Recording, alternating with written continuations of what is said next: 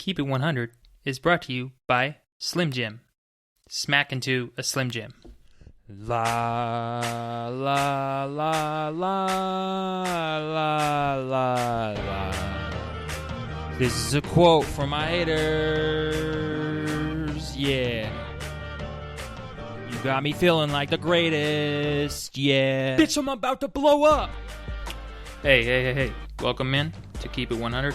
I'm your host. Bitch, I'm about as to always, blow up. Casey Huckle. For those of you who are joining me for the first time, I will explain to you what Keep It 100 is about. But first, for those of you who are back, have been listening to my show all along, I wanted to explain to you, after I say thank you, that I have created a new introduction here because I'm celebrating Keep It 100's release onto iTunes. Now, let me explain, for those who are new, what this show is all about. Quotes that mean a lot to me. These could be maxims, adages, idioms, truisms, pieces of advice, lyrics, verses, and the like. I created this podcast because I want to celebrate these lines for giving me more perspective on life. Maybe you're thinking, why am I calling this podcast Keep It 100? It comes down to math. For the next year, I'll drop 2 episodes per week, focusing on one quote per episode to celebrate, where I'll delve into its history, including whom it's attributed to, who popularized it if necessary, and the context surrounding the quote if it's available.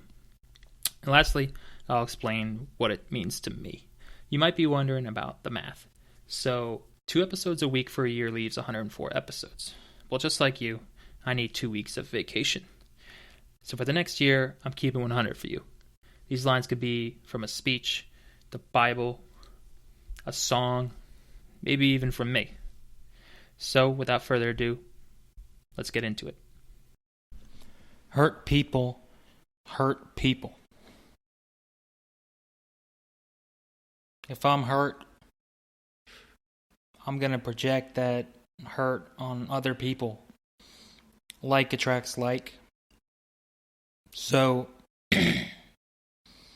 there it is. There you have it. Like hurt people are going to hurt people.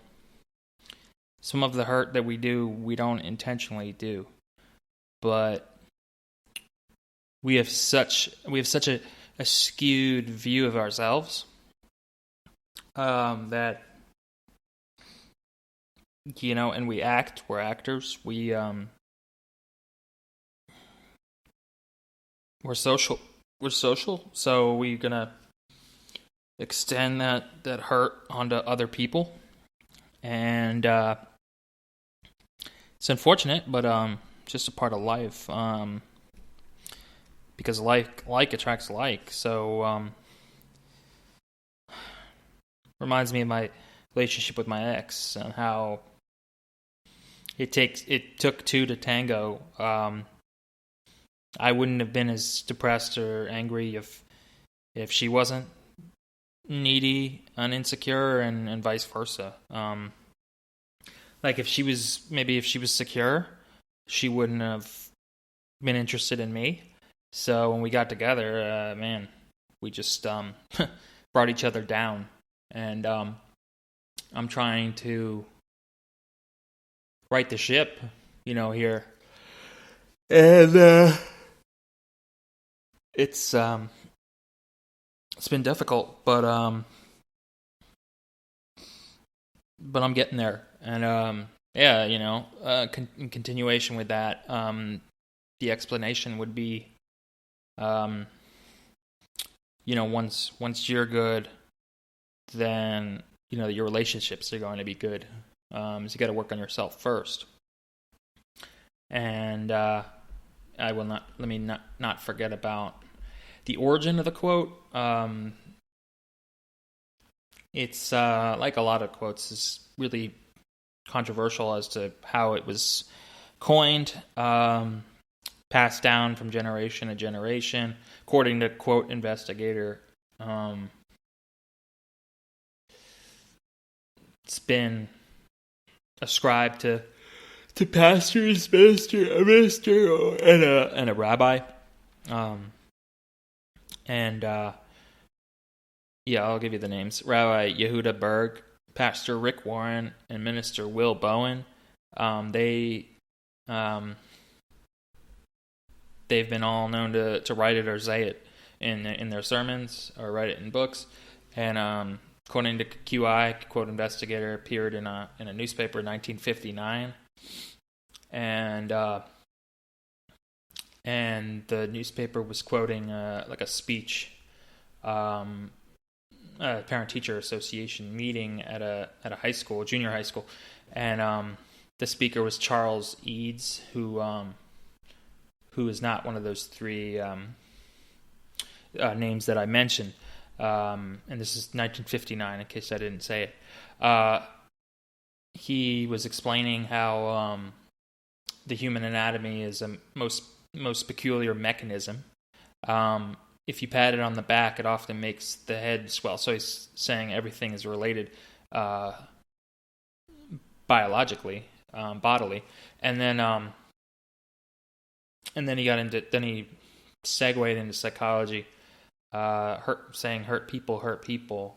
So maybe before I wound someone next time, I'll stop and think if it's because I've been hurt myself. And it comes down to how we're social, and things are contagious as our emotions, just as much as physical. Medical illnesses. Cold, that's contagious. I don't believe cancer is contagious. Some of them are, AIDS, HIV, AIDS, of course, that is. And then the emotions, the relationships, they're not visible. They never will be, never have, never will be, but they definitely can get transferred from one person to the next. So this is actually the last paragraph from quote investigator says on that writing from the paper is it's possible that Charles Eads coined the saying. Alternatively, it's debated he was simply repeating a phrase he had heard previously. So that is like most of my quotes, passed down and thrown around quite a bit. So what does this mean to you? Everyone's been hurt, and in more ways than one. And I'd love to hear what you thought. Like maybe your greatest scars or wounds. And that's all I've got. Thank you for listening, and have a great night. Peace. Hold up. Wait a minute. Let me get some pimping in it. This is Casey Huckle. I appreciate you finishing my episode of Keep It 100. I only ask that, as a valuable listener of mine, wherever you may be, you rate and review my podcast, Keep It 100, on iTunes and or Apple Podcasts. And if you do that, I may show up on the new and noteworthy section of iTunes like every other famous person. Because just like you and LL Cool J, I need love. And maybe one day I could quit my day job and podcast into the sunset. So, I'm Casey Huckle. That'll do it. Keep it 100 out. Peace.